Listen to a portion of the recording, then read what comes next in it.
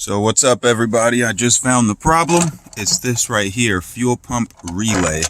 It's just 2 screws. I'll show you how to. I'm just going to take this out.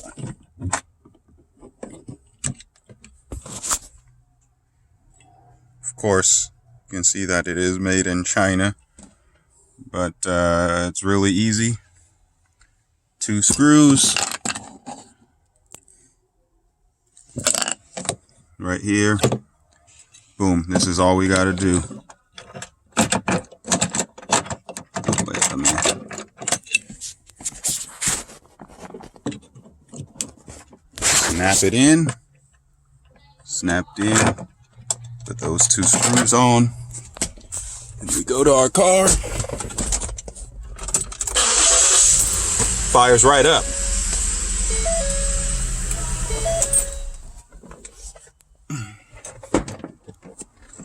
So that's all for today. Just got to put this back up here and we're good to go.